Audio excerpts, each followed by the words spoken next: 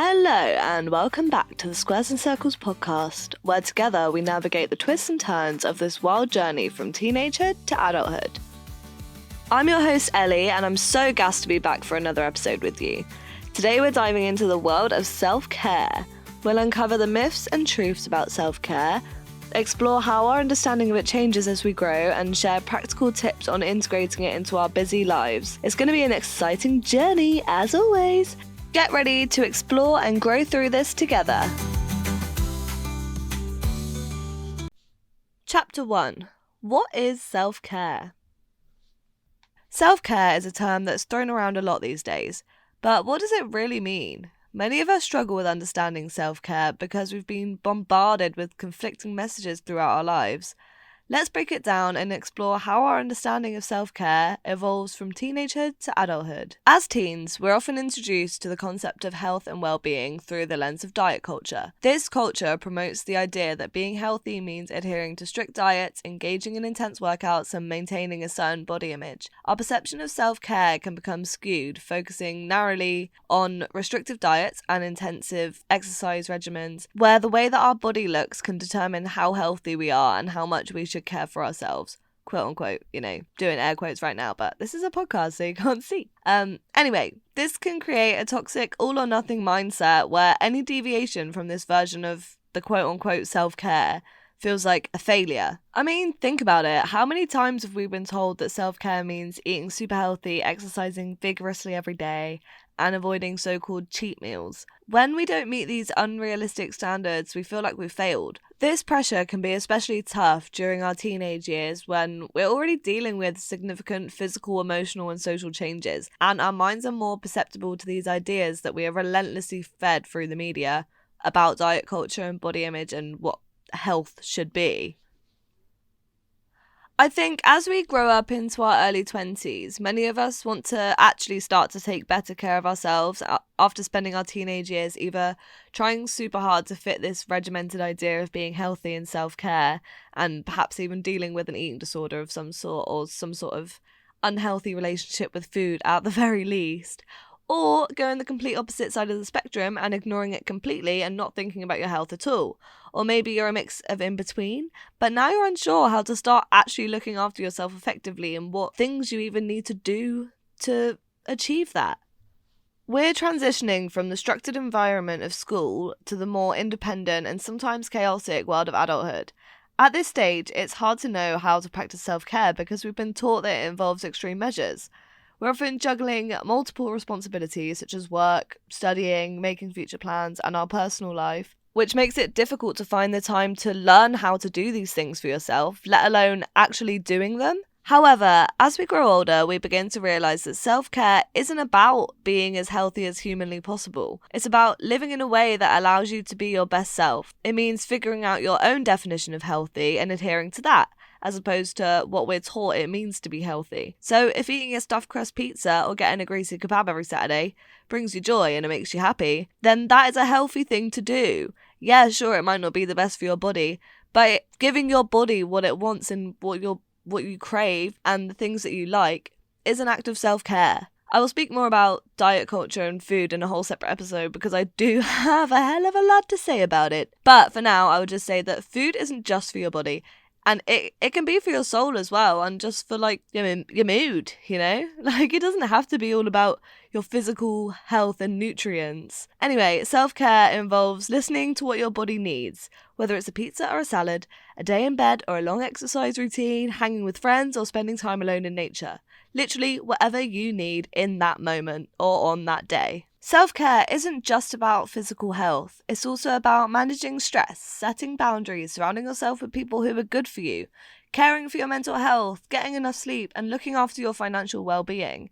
It's about doing all of this in a way that brings you joy and that works with your routine and lifestyle, and adapting it when necessary so it remains an enjoyable and sustainable experience. According to Self-Care Cabin, 73% of people are aware that they need to practice more self-care, but they find it challenging due to time constraints, relationships, parenthood, and financial factors. This highlights how common it is to struggle with self-care and emphasises that you're not alone in this journey. Also, 59% of people only practice self-care when they're already stressed, which shouldn't be the case. As pointed out by Very Well Mind, self-care helps us manage stress by triggering the relaxation response, preventing chronic stress and enhancing our resilience. So we should be practicing it when we're not stressed as well as when we are stressed, so that it reduces our chances of getting stressed in the first place. There are countless statistics on the benefits of self-care and what it can do for our mental health and well-being.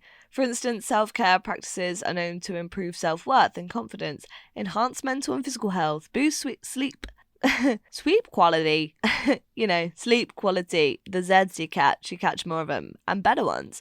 Anyway, they also increase productivity. Engaging in regular self-care activities helps us to feel more balanced and capable of handling life's challenges. My personal journey with self-care starts where it does for most of us, as a teenager. I tried to look after myself, but I fell victim to the diet culture and all or nothing mindset that we spoke about earlier.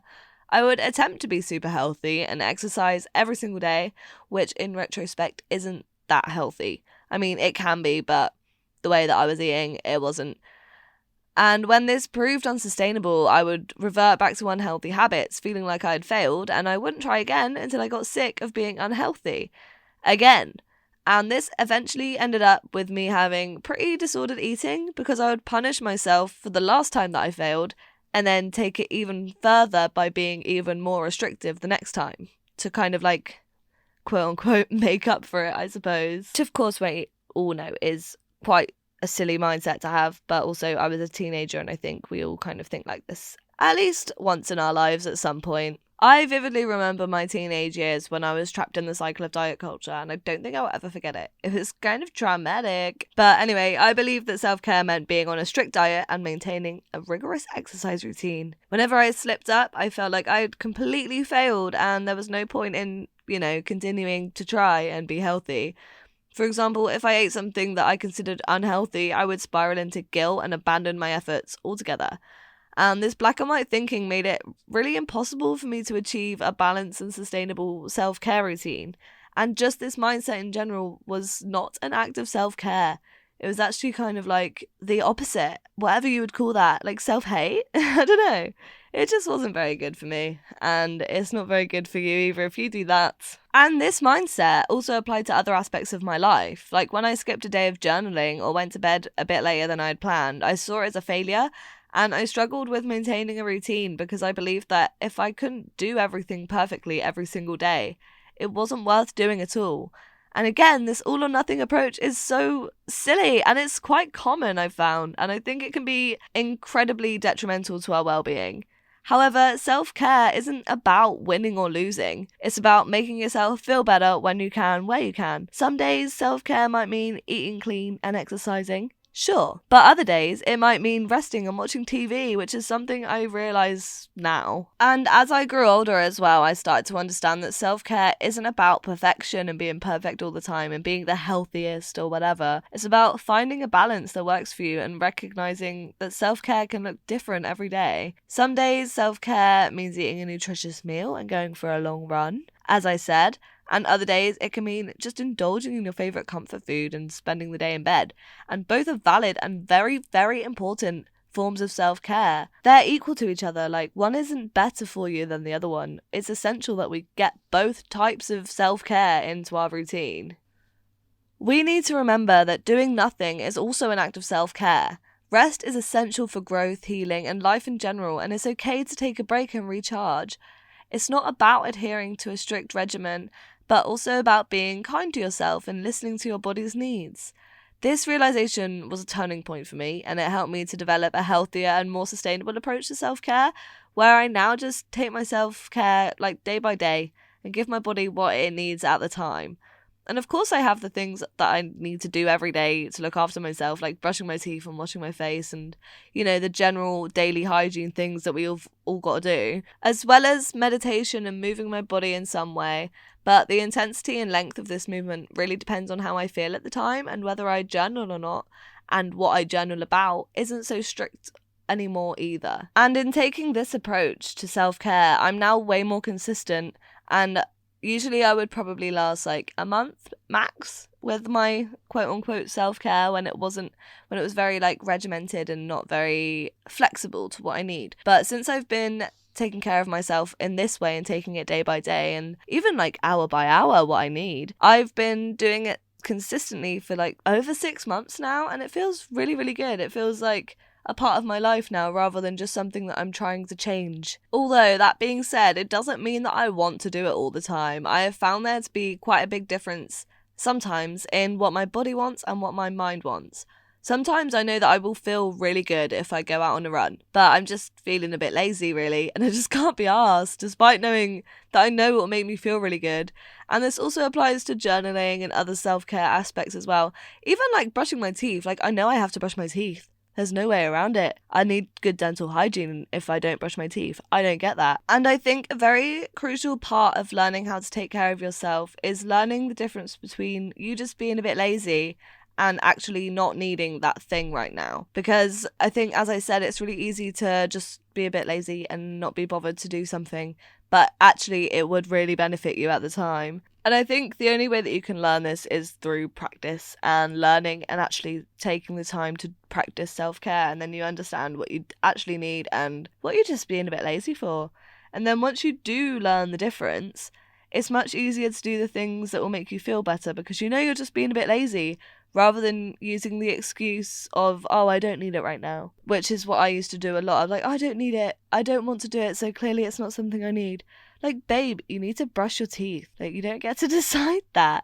You know, like, I don't know. I think it just gives you that little bit of extra push because you can just pull yourself out of that rut a bit easier because you're just like, come on. You're being a silly billy. Self-care is a multifaceted concept and it evolves as we grow.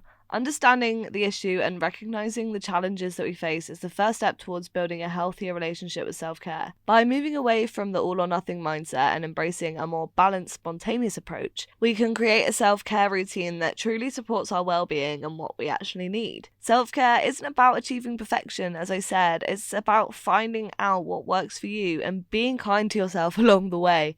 That is the main thing. Be kind to yourself. Chapter 2. So what do we do about it? Now that we actually know what self-care is and the benefits that it can have for us, let's talk about some practical ways to build a sustainable self-care routine. I think a very good place to start is just by adding 1 or 2 small self-care activities at a time.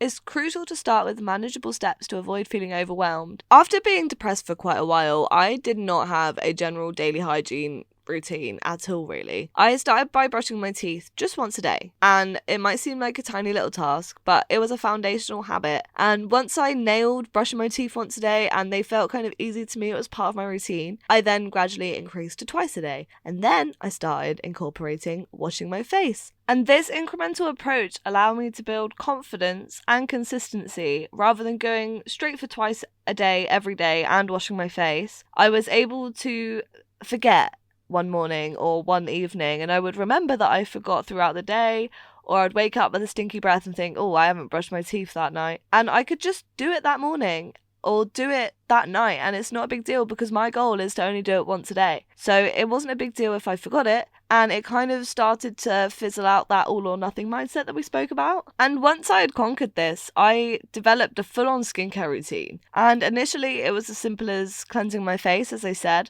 but over time I added steps like moisturizing and serums and eye cream and gua sha, however you say that. I always say it weird, I think, but anyway, you know, the little crystal thing that you rub on your face. And now my skincare routine takes me about 20 to 25 minutes every night and every morning. And it's really kind of hard to believe I actually struggled to brush my teeth at one time. So starting small makes the process less intimidating and more achievable. Because now I have this full-on hygiene routine, and I even floss and mouthwash, and like I have it's intense, guys, but this is all because I started small. So if you're struggling, perhaps just try to start just brushing your teeth once a day, and if that seems too much, try once every other day, or whatever you think is going to be manageable and doable for you. It literally cannot be too small of a thing, because if you're starting somewhere, you've got something to build from, but if you don't start somewhere at all, then you're just going to stick in your same bad habit routine. The next thing we've already spoken about a little bit, but it's about listening to your needs. Self-care looks different every single day. Your energy levels, daily tasks, and emotional state can all influence what you need on any given day. It's important to tune into these fluctuations and respond accordingly. This is especially true if you menstruate. Your body and your mind would need different things at different points in your cycle. For example, during menstruation, you might need a bit more rest and comfort, while in other phases, you might require different types of nourishment and activity levels. Understanding your cycle, and if you don't menstruate, your general feelings and what you typically need at each stage can help you to tailor your self-care accordingly. For instance, during time of high energy, engaging in more vigorous activities like hiking or intense workouts might feel great. But on the other hand, during low energy periods, gentler activities like yoga. Yep, we know that one. Yoga or meditation might be a bit more appropriate. This adaptability ensures that self-care remains supportive rather than feeling like a chore. And I think because it's a bit more supportive, it's a bit more fun, and it's more likely that you'll stick to it because it's something enjoyable and not something that you're forcing upon yourself.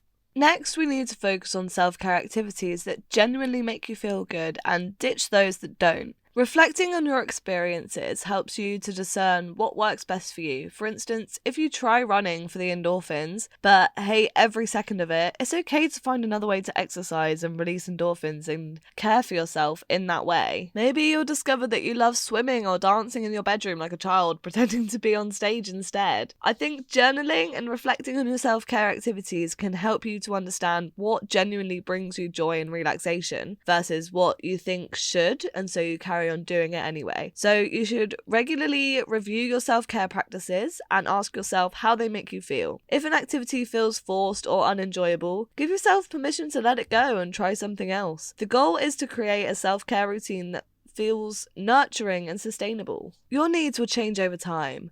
Life is dynamic, and what works for you at one stage might not work at another. Regularly check in with yourself to ensure your self-care routine is still effective and fulfilling. As you grow and evolve, your self-care practices should adapt to reflect your current needs and circumstances. For example, during stressful periods at work or school, you might need more activities that promote relaxation and stress relief, like meditation or reading or taking baths. However, during more stable times, you might focus on activities that enhance your physical health, like regular exercise or cooking healthy meals. Being flexible and willing to adjust your self-care routine ensures it remains relevant and beneficial. So the next one is the one that I always talk about, and if you've been listening for a while, you know what I'm about to say.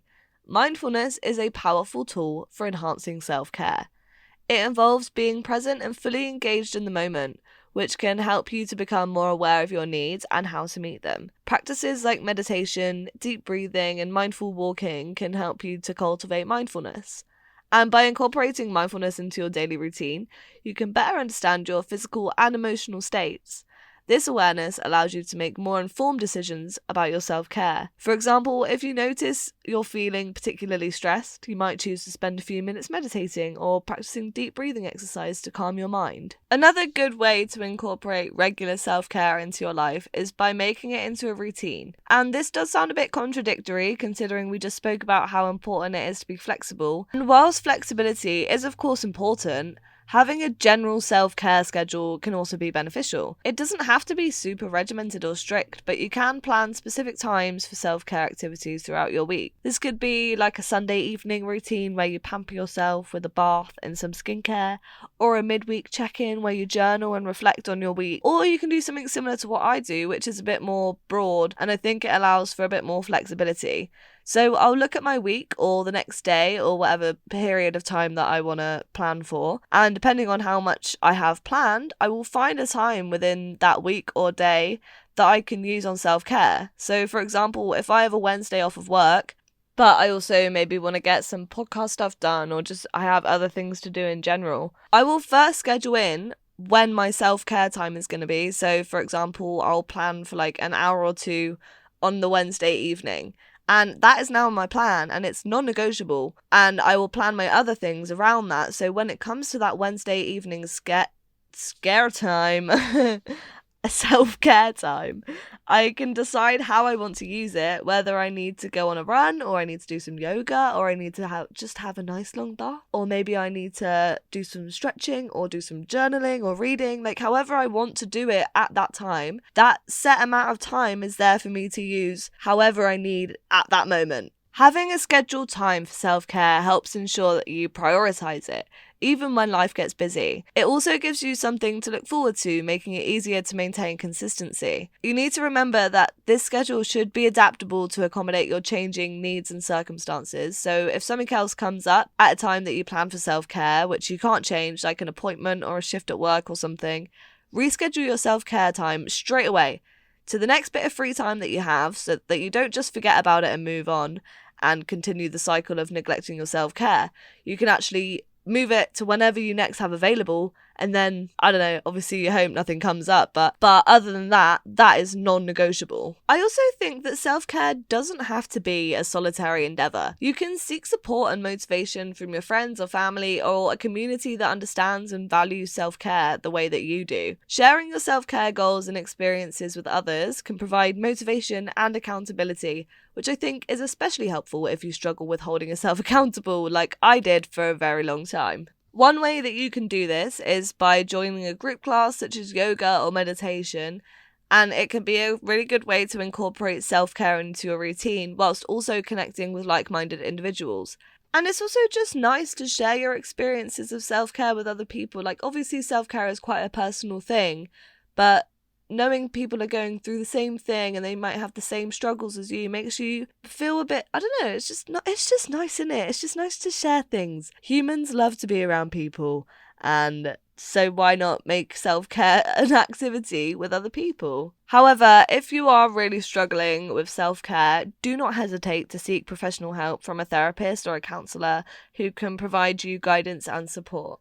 Self-care encompasses various aspects, including physical, emotional, and mental and social well-being. It's important to balance these different types of self-care to ensure holistic well-being. Physical self-care might involve exercise, nutrition, and sleep. Emotional self-care could include activities that help you process and express your feelings, like journaling or talking to a friend. Mental self-care might involve activities that stimulate your mind, like reading or puzzles. And social self-care involves nurturing relationships and spending quality time with our loved ones. By balancing these different types of self-care, you can address all areas of your well-being and create a more comprehensive and effective self-care routine. And here's that other thing I talk about all the time, it's gratitude. I think it's a really simple but powerful self-care practice. Taking time each day to reflect on things that you're grateful for can improve your mood and overall well-being, as we learned in last week's episode. Or was it the episode before? Yeah, it was. Anyway, if you listen to that episode, you know all about how beneficial gratitude can be for your health. So you can keep a gratitude journal where you write down a few things that you're thankful for each day, or you can simply take a moment to mentally acknowledge them in the moment. Practicing gratitude helps you to shift your focus from what's lacking in your life to what's abundant, fostering a more positive outlook. It's a small but really impactful way to enhance your self-care routine. And if you want to learn more, of course, go and listen to episode 7, I think, of the podcast where I talk all about it. There has been a lot of advice in today's episode, and I have one more piece of advice for you for this section, which is setting and maintaining boundaries, as it's a crucial aspect of self-care, obviously. It involves recognizing your limits and communicating them to others to protect your time, your energy, and your well-being. Whether it's saying no to additional responsibilities or setting limits on social interactions or creating time for yourself, boundaries help ensure that you have the space to practice all of this self-care. Identify areas in your life where boundaries are needed and take the steps to establish them. Remember, it's okay to prioritize your well-being, and setting boundaries is a vital part of doing so. It's scary, and I will do a whole episode on boundaries, but it is so important and it is so good for you. Overcoming the challenges of self-care requires patience, self-awareness, and flexibility. By starting small, listening to your needs, and reflecting on what feels good, as well as being willing to adapt, you can create a self-care routine that truly supports your well-being. Incorporate mindfulness, seek support, balance different types of self-care, practice gratitude, and set boundaries to enhance your self-care practice. Remember, self-care is a journey, not a destination. It's about making ongoing efforts to nurture yourself in meaningful ways that make you feel good. Chapter 3: Important Things to Remember. Number 1. Not everything will work out for you. What works for someone else might not work for you, and that is okay. Don't force yourself to do something just because it works for others and it seems like something that might work for you. Trust your instincts and your intuition and tune into how you really feel about the activities that you're partaking in.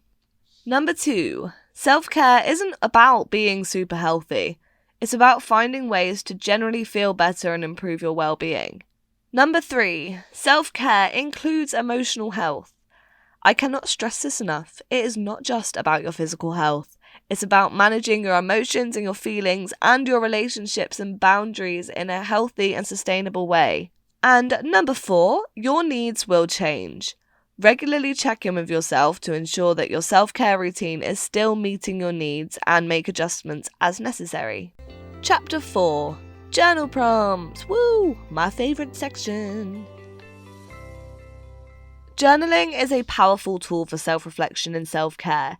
It helps you to connect with your thoughts and your feelings, providing clarity and insight to your well-being. I am only going to give you 5 to start off with, but if you head over to my Instagram at Squares and Circles Pod, I will have an entire post dedicated to tons of journal prompts for you, which you can save and refer back to later. Number 1. What does self-care mean to you? 2.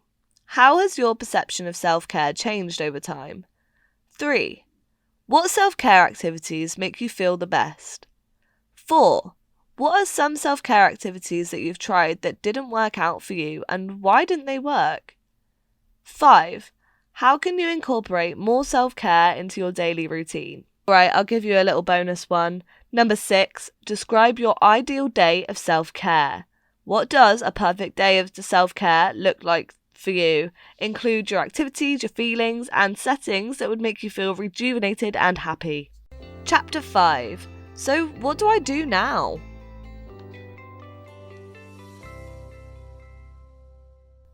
As we've talked about in this episode, there are so many ways to practice self-care, but let's keep this week's steps actionable and simple and doable. So, this week's challenge is to plan and carve out time to practice self-care. Any activity you like. It might be an activity that you've been neglecting, or one that makes you feel good and relaxed, or one that you've wanted to try for a while but haven't quite got around to. Like, I don't know, maybe journaling or yoga or hiking or spending quality time with some friends or family. Finally, using that bath bomb, starting that book, or any other activity you've been wanting to do. Just set out half an hour, 10 minutes even. Whatever you have time for, carve a certain amount of time, put it in your diary, and that is a non-negotiable thing like we spoke about. Do that just one time this week. If you're feeling a little spicy and you want a bit of a more advanced challenge, why don't you try adding one more self-care activity to your entire routine? This could be cleaning your space more often, adding gua sha, I can't say that word, to your skincare routine, or adding a different serum, or adding an everything shower into your weekly routine. Or maybe you want to start a new hobby like running or painting and dedicating time each week to it, and try your very best to stick to it by again setting out that time each week or planning your days however you want to do it. But set out that time and make it a non-negotiable self-care time to explore this new activity that you've incorporated into your routine. And that, my friends, concludes another episode of the podcast. Thank you so much for tuning into Squares and Circles. If you enjoyed today's episode, be sure to rate and review us on Spotify to help reach people who might need it. Don't forget to follow the podcast on Spotify to stay up to date with all of our latest episodes, and also follow us on Instagram and TikTok at Squares and Circles Pod for updates, more content and advice. Be sure to share the podcast with your friends, your family, your colleagues, or whoever else might need a little extra support on their journey to adulthood. This has been Squares and Circles. Catch you in the next one. Bye!